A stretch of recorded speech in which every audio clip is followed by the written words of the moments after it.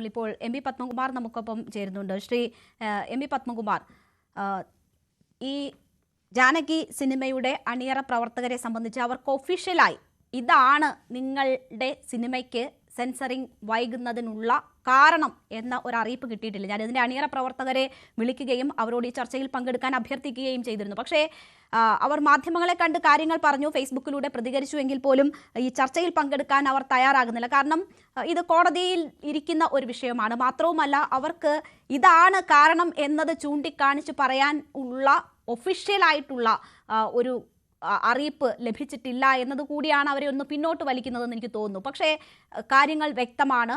ഇന്ന് താലിബാൻ അല്ല ഇവിടം ഭരിക്കുന്നതെന്ന ഡയറക്ടറുടെ പ്രതികരണം ഉൾപ്പെടെ നമ്മൾ കണ്ടതാണ്.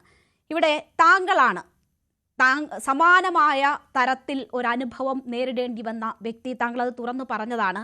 എന്താണ് താങ്കളുടെ സിനിമയുമായി ബന്ധപ്പെട്ടുണ്ടായിട്ടുള്ള ബുദ്ധിമുട്ടുകൾ? ശ്രീ പ്രവീണിന്റെ ഈ JSK എന്നൊരു സിനിമ പുറത്തിറങ്ങാത്തതിൽ മനംനൊന്തായിരിക്കും അദ്ദേഹം പുറത്തു വരാത്തത്. അത് എത്ര പറഞ്ഞാലും നമുക്ക് മനസ്സിലാവില്ല. കാരണം ഒരു ഫിലിം മേക്കറുടെ വേദനയാണ് ആ സിനിമ പുറത്തു വരുന്നിടം വരെ അയാൾ അനുഭവിക്കുന്നതിന്റെ മാനസിക സംഘർഷം വളരെ വലുതാണ്. ഇത് ഞാൻ അനുഭവിച്ചുകൊണ്ടിരിക്കുകയാണ്. ഇപ്പം ഒരു സിനിമ എടുത്തിട്ട് അത് പ്രദർശന അനുമതിക്കായിട്ട് സെൻസർ ബോർഡിന് മുമ്പിൽ ചെല്ലുമ്പോൾ നമ്മൾ ഒരിക്കലും പ്രതീക്ഷിക്കാത്ത രീതിയിൽ സെൻസർ ബോർഡിന്റെ ഒരു പ്രതികരണം വരുമ്പോൾ വല്ലാതെ നമ്മൾ ശ്വാസം മുട്ടിപ്പോകും. ഞാൻ അനുഭവിച്ച ഒരു കാര്യം എന്ന് പറയുന്നത് വളരെ ശക്തമായ ഒരു പ്രമേയമാണ് ഞാൻ പ്രേക്ഷകരോട് പറയാൻ ആഗ്രഹിച്ചത്. അതിനകത്ത് എന്റെ പ്രശ്നം ജാനകി മാത്രമായിരുന്നില്ല. ആ സിനിമയുടെ ഏബ്രഹാം എന്നൊരു കഥാപാത്രം ഉണ്ടായിരുന്നു. അപ്പൊ ജാനകിയും ഏബ്രഹാമിനെയും അവർ ചേർത്ത് വായിച്ചെടുത്ത് എവിടെയോ അവർക്ക് പൊരുത്തക്കേട് തോന്നിയോണ്ടാണ് അവർ ആ പേരുകൾ മാറ്റണമെന്ന് പറഞ്ഞത്. അപ്പൊ അവര് അൺഒഫീഷ്യലി എന്നോട് പറഞ്ഞത് ഏബ്രഹാമിന്റെ പേര് എന്തുകൊണ്ട് നിനക്ക് മോഹനനെന്നും കൃഷ്ണനെന്നും ഇട്ടുകൂടാ, അല്ലെങ്കിൽ നിനക്ക് ഏബ്രഹാമിനെ മാറ്റാൻ പറ്റുന്നില്ല എന്ന് പറയുകയാണെങ്കിൽ ജാനകി എന്തുകൊണ്ട് മറ്റ് പേരുകൾ ഇട്ടുകൂടാ എന്നൊക്കെ ചോദിക്കുമ്പോൾ ഒരു ക്രിയേറ്ററുടെ നെഞ്ചത്താണ് അവർ കത്തി കുത്തി ഇറക്കുന്നത്. അങ്ങനെയാണ് ഞാൻ അനുഭവിച്ചത്. അങ്ങനെ ഒരുപാട് ഫൈറ്റ് ചെയ്തിരുന്നു അതെനിക്ക് ജാനകിയെ തിരിച്ചു കിട്ടാൻ. പക്ഷേ പല സംഘടനകളിലും അംഗമല്ലാത്തത് കൊണ്ടായിരിക്കും എനിക്ക് ഇന്ന് JSK കിട്ടുന്ന ഒരു പിൻബലം, അല്ലെങ്കിൽ അതിനകത്ത് അറിയപ്പെടുന്ന താരങ്ങളില്ലാത്തത് കൊണ്ടായിരിക്കാം എനിക്ക് ആ പിൻബലം കിട്ടിയില്ല. പലയിടത്തും വളരെ മോശമായ ഒരു പ്രതികരണമാണ് എനിക്കുണ്ടായത്. അപ്പൊ സ്വാഭാവികമായിട്ടും നമുക്ക് ഒരു കോടതിയെ സമീപിക്കണമെന്നുണ്ടെങ്കിൽ, ഇപ്പൊ എനിക്ക് ജാനകിയെ മാറ്റണമെന്ന് അവർ അൺഒഫീഷ്യലി പറയുമ്പോഴും വാട്സപ്പ് കോളിലൊക്കെ പറയുമ്പോൾ എനിക്ക് മാറ്റണമെങ്കിൽ ഒഫീഷ്യലി നമുക്ക് ഷോ കോസ് നോട്ടീസ് വരണം. ഇപ്പൊ ഈ വെർബലിയാണ് ഇവർ പറയുന്നത്. ഈ വെർബലി ആര് പറഞ്ഞാലും കോടതി അത് അക്സെപ്റ്റ് ചെയ്യില്ലെന്ന് നമുക്ക് എല്ലാം അറിയാം. അപ്പൊ ഈ ഷോ കോസ് നോട്ടീസ് വരണം. ഇപ്പൊ സ്വാഭാവികമായിട്ട് ഒരു സിനിമ നമ്മുടെ സെൻസറിങ് കഴിഞ്ഞിട്ട് ഒരു കമ്മിറ്റി എല്ലാവരും കൂടി ഇരുന്നിട്ട് ആ 4-5 അംഗ കമ്മിറ്റി തീരുമാനിക്കുകയാണ് ആ സിനിമയിൽ എന്തൊക്കെ മോഡിഫിക്കേഷൻ അല്ലെങ്കിൽ മോഡിഫിക്കേഷൻ വേണ്ട, ഇതൊക്കെ ചെയ്താൽ അത് പ്രദർശന അനുമതി കൊടുക്കാമെന്ന്. അപ്പൊ അവിടെ വെച്ച് അത് കഴിഞ്ഞിട്ട് പ്രൊഡ്യൂസറെ വിളിച്ചിട്ട് സംസാരിച്ച് കഴിയുമ്പോൾ ഒരു കട്ടില്ലെങ്കിൽ അവർ ക്ലിയർ ആയിട്ട് ആ സിനിമയ്ക്കുള്ള censor certificate regional officer report പോയിട്ട് വരികയാണ് ചെയ്യുന്നത്. കട്ടുണ്ടെങ്കിൽ അവിടെ വെച്ച് തന്നെ പറയും. അത് പ്രൊഡ്യൂസറെ സംബന്ധിച്ച് ഒപ്പിട്ട് കൊടുത്താൽ ഒരു ഷോ കോസ് നോട്ടീസ് അവർക്ക് കിട്ടും. ഈ ഷോ കോസ് നോട്ടീസ് ആണ് ഒഫീഷ്യൽ പ്രൂഫ് നമ്മൾ അടുത്ത സ്റ്റെപ്പിലേക്ക് പോകുമ്പോൾ. ആ ഷോ കോസ് നോട്ടീസിന്റെ ഒരു ഭാഗത്ത് പറയുന്നുണ്ട്, നിങ്ങൾക്ക് ഇത് സമ്മതമല്ലെങ്കിൽ ഇത് റിവൈസ് കമ്മിറ്റിക്ക് അപ്പീലിന് പോകാമെന്ന് പറയുന്നുണ്ട്. ആ സ്റ്റേജ് മാത്രമേ നമുക്ക് കോടതിയെ സമീപിക്കാൻ പറ്റൂ. ഇപ്പൊ എന്റെ കേസിൽ അങ്ങനെ സംഭവിച്ചിട്ടില്ല. എനിക്കൊന്ന് JSKയിൽ സംഭവിച്ചു കാണില്ല. അപ്പൊ കോടതിയിൽ അവരെ എത്ര പോയാലും അവർ ഏത് ഗ്രൗണ്ട്സിലാണ് ഇത് വാദിക്കുന്നത് അറിയത്തില്ല. ഇപ്പൊ 27-ാം തീയതി തിയേറ്റർ റിലീസ് വെച്ചിട്ട് അത് നടന്നില്ല എന്ന് പറയണമെന്നുണ്ടെങ്കിൽ സ്വാഭാവികമായിട്ട് സെൻസർ സർട്ടിഫിക്കറ്റ് കിട്ടാതെ നമുക്ക് റിലീസ് ഡേറ്റ് വെക്കാൻ പറ്റില്ല. അതിന് നമുക്ക് സെൻസർ ബോർഡിനെ ചോദ്യം ചെയ്യാൻ പറ്റില്ല. പിന്നെ അവർക്ക് ആകെ പറയാൻ പറ്റുന്നത് എന്തുകൊണ്ട് ഇത്രയും ദിവസം, ഇപ്പൊ 7-8 ദിവസം കഴിഞ്ഞിട്ടും എനിക്ക് അവിടെ നിന്ന് ഒഫീഷ്യലായിട്ടുള്ള ഇൻഫർമേഷൻ ഷോ കോസ് നോട്ടീസ് വന്നില്ല എന്നുള്ളത് നമുക്ക് കോടതിയോട് ബോധിപ്പിച്ചിട്ട് സമയബന്ധിതമായി സെൻസർ സർട്ടിഫിക്കറ്റ് ലഭിക്കണം എന്ന കാര്യം ചൂണ്ടിക്കാണിച്ചുകൊണ്ടാണ്, അല്ലെങ്കിൽ മറ്റെന്തെങ്കിലും ഉണ്ടെങ്കിൽ അത് എന്താണ് എന്ന് വ്യക്തമാക്കണമെന്ന് ആവശ്യപ്പെട്ടാണ് അവർ കോടതിയെ സമീപിച്ചിരിക്കുന്നത്. അവിടെയാണ് ഈ സെൻസർ ബോർഡുമായി ബന്ധപ്പെട്ടിട്ടുള്ള കൗൺസിൽ ഇപ്പോൾ അറിയിച്ചിരിക്കുന്നത് നാളെ ഇത് റിവ്യൂ കമ്മിറ്റി കാണും എന്ന് കോടതി അറിയിക്കുന്നു. അങ്ങനെ ആ ഘട്ടത്തിൽ അങ്ങനെയാണെങ്കിൽ അത് കഴിഞ്ഞുള്ള തീരുമാനം അറിയിക്കൂ എന്ന് കോടതി നിർദ്ദേശിച്ചിരിക്കുന്നു എന്നതാണ് നമ്മൾ മനസ്സിലാക്കുന്നത് അതിൻ്റെ അണിയറ പ്രവർത്തകരുമായി ബന്ധപ്പെടുമ്പോൾ. അപ്പോൾ അങ്ങനെ ഒരു പ്രതീക്ഷ നാളെ CBFC റിവൈസ് കമ്മിറ്റി സിനിമ കാണുന്ന സാഹചര്യത്തിൽ ഇതിന്റെ തീരുമാനം അറിയിക്കാൻ കോടതി ആവശ്യപ്പെട്ടിട്ടുള്ളത് കൊണ്ട് ഒരു തീരുമാനം ഉടൻ ഉണ്ടാകുമെന്ന ഒരു പ്രതീക്ഷയാണ് അവരെ സംബന്ധിച്ചുള്ളത്.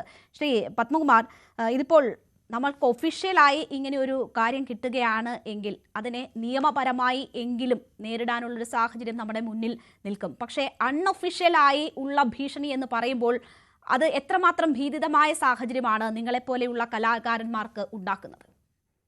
അത് വലിയ ദുരന്തമാണ് മാഡം. എനിക്കൊരിക്കലും തോന്നുന്നില്ല ഇത് ഗവൺമെന്റ് അറിഞ്ഞെന്ന് തോന്നുന്നില്ല. കാരണം ഗവൺമെന്റ് ഒരിക്കലും പറയില്ലല്ലോ ജാനകിയെ മാറ്റണം അല്ലെങ്കിൽ എബ്രഹാമിനെ മാറ്റണം എന്ന് ഒരിക്കലും ഇന്നത്തെ ഒരു സർക്കാർ പറയാൻ തോന്നുന്നില്ല. കാരണം ഒരു സർക്കാർ നിലനിൽക്കണമെങ്കിൽ പ്രത്യക്ഷമായിട്ട് ഒരിക്കലും ഇങ്ങനെയുള്ള അജണ്ടകൾ വെക്കാൻ പാടില്ല. പരോക്ഷമായിട്ടുണ്ടോ നമുക്കറിയില്ല. പക്ഷെ എന്തായാലും ഈ ഒരു ഗവൺമെന്റ് പ്രത്യക്ഷമായിട്ട് ഇതിങ്ങനെ പറയുമെന്ന് എനിക്ക് തോന്നുന്നില്ല. പിന്നെ ഈ ബ്യൂറോക്രാറ്റ്സുകളുണ്ട്, ചില സുഖിപ്പിച്ച് ജീവിക്കാൻ ആഗ്രഹിക്കുന്ന ആൾക്കാർ. ഞാൻ ഇങ്ങനെ ചെയ്താൽ സർക്കാരിനെ പ്രീതിപ്പെടുത്താൻ ഇത് പര്യാപ്തമാവുമെന്ന് ചിന്തിക്കുന്ന ആൾക്കാരുടെ എന്നോട് ഈ സംസാരിച്ച ആൾക്കാരൊന്നും ഒഫീഷ്യലായിട്ടുള്ള ആൾക്കാരല്ല, സർക്കാരിന്റെ ആൾക്കാരുമല്ല.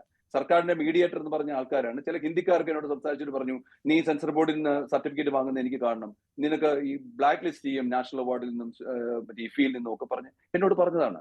കാരണം നമുക്ക് വേറെ സോഴ്സ് ഇല്ലല്ലോ അക്സെപ്റ്റ് ചെയ്യാതെ. കാരണം ഇത് എത്ര കാലം ഫൈറ്റ് ചെയ്യും? അഥവാ ഫൈറ്റ് ചെയ്യണമെങ്കിൽ ഈ പറഞ്ഞ പോലെ എന്തെങ്കിലും പ്രൂഫ് വേണ്ടേ? അവർ തന്ന ഷോക്കേസ് നോട്ടീസിന് എനിക്ക് ഷോക്കേസ് നോട്ടീസ് അവസാനം കിട്ടിയതാണ്. അവർ പറഞ്ഞിരിക്കുന്ന അന്ന് ഡിസ്കസ് ചെയ്ത പ്രകാരം നിങ്ങൾ ആ പേര് റീപ്ലേസ് ചെയ്തു എന്നാണ്.